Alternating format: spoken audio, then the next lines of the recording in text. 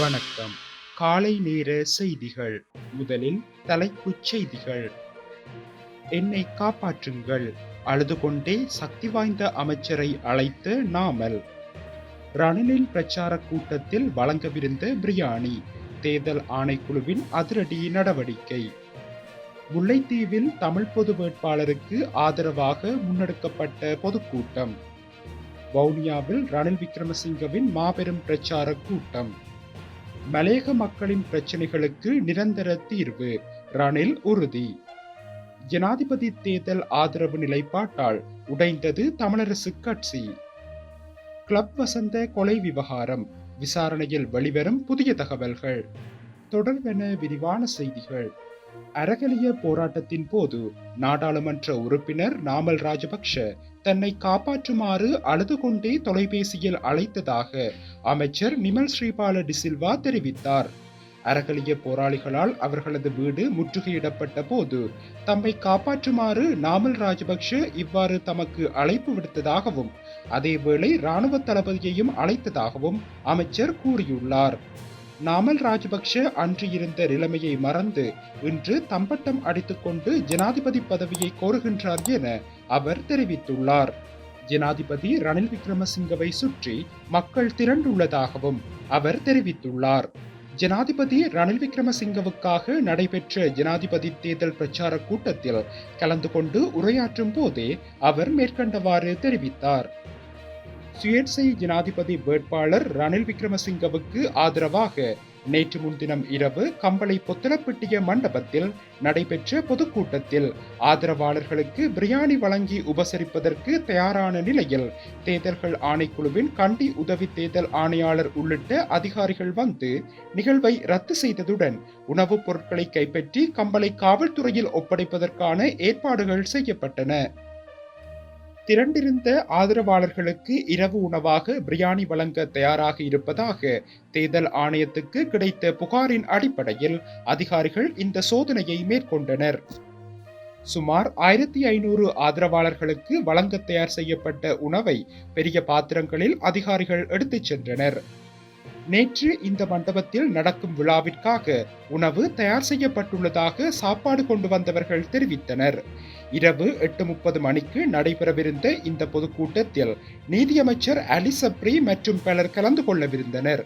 அவர்கள் வருவதற்கு முன் தேர்தல் ஆணைக்குழு அதிகாரிகள் வந்து இந்த உணவை தங்கள் காவலில் எடுத்து சென்றனர். அந்த அதிகாரிகள் கம்பளை காவல்துறையில் உணவை விட்டுவிட்டு சென்ற நிலையில் இரவு 9 மணியளவில் அழைக்கப்பட்ட அமைச்சர்கள் வந்து அரசியல் கூட்டத்தை நடத்தினர். கட்சி உறுப்பினர்களை உபசரித்து வாக்குகளை பெறுவது சட்டவிரோதம் என்பதால் இந்த சோதனை நடாத்தப்பட்டுள்ளது.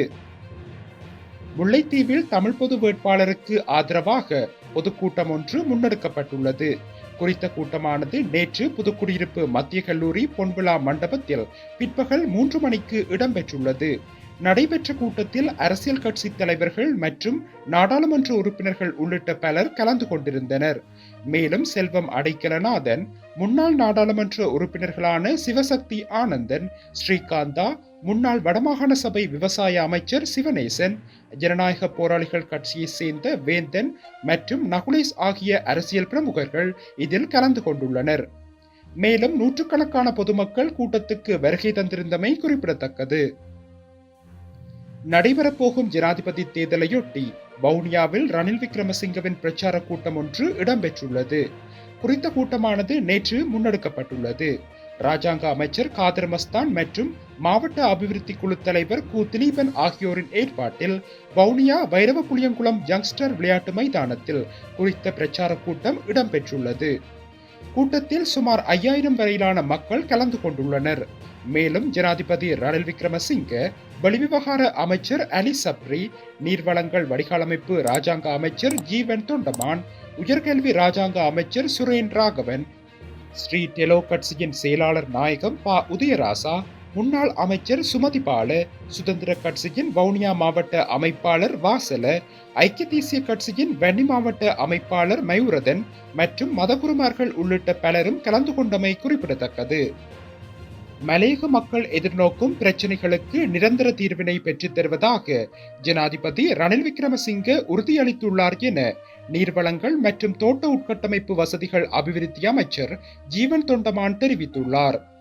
வவுனியா விளையாட்டரங்கில் நேற்று இடம்பெற்ற இயலும் ஸ்ரீலங்கா ஜனாதிபதி வெற்றி பேரணியில் கலந்து கொண்டு உரையாற்றிய போதே அவர் மேற்கண்டவாறு குறிப்பிட்டுள்ளார்.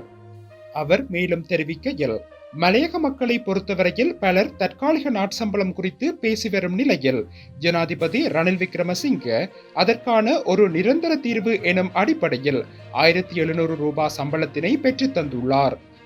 மேலும் மலையக மக்களுக்கு காணி உரிமைகளை வழங்கும் விடயம் தொடர்பில் ஜனாதிபதியால் ஒரு அமைச்சரவை பத்திரம் சமர்ப்பிக்கப்பட்டு 4000 மில்லியன் ரூபாய் நிதியொதுக்கீடும் செய்யப்பட்டுள்ளது. அது மாத்திரமன்றி தற்போது வன்னி மாவட்ட பகுதிகளில் உள்ள நிலப்பிரச்சனைகளுக்கும் ஜனாதிபதி தீர்வினை பெற்றுத் தருவார் எனவும் அவர் தெரிவித்துள்ளார். இலங்கை தமிழரசுக் கட்சி நடைபெறவிருக்கும் ஜனாதிபதி தேர்தலில் ஐக்கிய மக்கள் சக்தியின் ஜனாதிபதி வேட்பாளர் சஜித் பிரேமதாசவுக்கு ஆதரவு வழங்குவதாக நேற்று அறிவிப்பொன்றை விடுத்திருந்தது. இருப்பினும் தமிழரசுக் கட்சியின் மத்திய குழு கூட்டத்தில் அக்கட்சியின் தலைவர் மாவை சேனாதிராஜா உள்ளிட்ட முக்கியஸ்தர்களுக்கு அழைப்பு விடுக்காமல் இந்த தீர்மானம் எடுக்கப்பட்டதாக சர்ச்சை எழுந்தது. அதேவேளை குறித்த மத்திய குழு கூட்டத்திற்கு தனக்கு அழைப்பு விடுக்கவில்லை என முன்னாள் நாடாளுமன்ற உறுப்பினர் ஜோகேஸ்வரனும் தெரிவித்திருந்ததுடன் கட்சி செயலாளருக்கும் இதனை அறிவித்திருந்தார். இந்நிலையில் தேர்தலில் ஆதரவு குறித்து யாரை தெரிவு செய்கின்றோம் என்பதை விட தெரிவு சரியான முறையில் இடம்பெறுகின்றதா என்பது மிக முக்கியம் என ஜனாதிபதி சட்டத்திரணி KV தவராசா குறிப்பிட்டுள்ளார். கிளப் வசந்த என்ற வர்த்தகர் சுரேந்திர வசந்த பெரேரா மீது துப்பாக்கி சூடு நடத்திய 2 உட்பட 3 சந்தேக நபர்களை 90 நாள் தடுப்பு காவலில் வைத்து விசாரணைக்கு உட்படுத்த கொழும்பு மேலதிக நீதவான் பசன் அமரசிங்க நேற்று உத்தரவிட்டுள்ளார். பயங்கரவாத விசாரணை பிரிவினரால் விடுக்கப்பட்ட கோரிக்கையை பரிசீலித்த நீதவான் சந்தேக நபர்களை பயங்கரவாத தடுப்புச் சட்டத்தின் கீழ் விளக்கமறியலில் வைக்குமாறு உத்தரவு பிறப்பித்துள்ளார். பயங்கரவாத புலனாய்வு பிரிவினருக்கு கிடைத்த ரகசிய தகவலின் அடிப்படையில் தெஹிவளை பிரதேசத்தில் வாடகை வீட்டில் வைத்து சந்தேக நபர்கள் கைது செய்யப்பட்டிருந்தனர். மேலும் துப்பாக்கி சூடு நடத்திய ஒருவர் சிங்கப்படை பிரிவில் பணியாற்றிய முன்னாள் இராணுவ சிப்பாய் என்பதை கண்டுபிடித்துள்ளதாக பயங்கரவாத புலனாய்வு பிரிவினர் தெரிவித்துள்ளனர். மற்றைய 2 சந்தேக நபர்களும் தென் மாகாண பாதாள உலக உறுப்பினர்கள் எனவும் நீதிமன்றில் அவர்கள் அறிவித்துள்ளனர். பிரான்சில் பதுங்கியிருக்கும் பாதாள உலக குழு தலைவர் கஞ்சிபாணி இம்ரானின் உத்தரவின் பேரில் துபாயில் பதுங்கியிருக்கும் லொகுப்பட்டி உள்ளிட்ட பாதாள உலக குழு உறுப்பினர்கள் கிளப் வசந்தவின் கொலையை திட்டமிட்டுள்ளமை விசாரணையில் தெரிய வந்துள்ளது.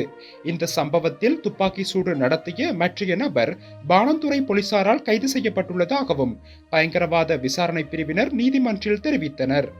இதேவேளை கொலை சம்பவத்துடன் தொடர்புடைய சந்தேக நபர்களுக்கு தங்குமிட வசதிகள் வழங்கிய குற்றச்சாட்டில் கைது செய்யப்பட்ட மேல் மாகாண சபையின் முன்னாள் உறுப்பினர் அமல் பெரேராவை இன்று வரை விளக்கமறியலில் வைக்குமாறு கடுவல பதில் நீதவான் லக்ஷ்மி சூரியே கருணாசேகர உத்தரவிட்டுள்ளார். இந்த கொலை சம்பவம் தொடர்பில் இதுவரை 12 சந்தேக நபர்கள் கைது செய்யப்பட்டு விளக்கமறியலில் வைக்கப்பட்டுள்ளனர். இதற்கமைய மேலும் 3 சந்தேக நபர்களை 90 நாள் தடுப்பு காவலில் வைத்து போலீசாரால் விசாரணைக்கு உட்படுத்த உத்தரவிடப்பட்டுள்ளது.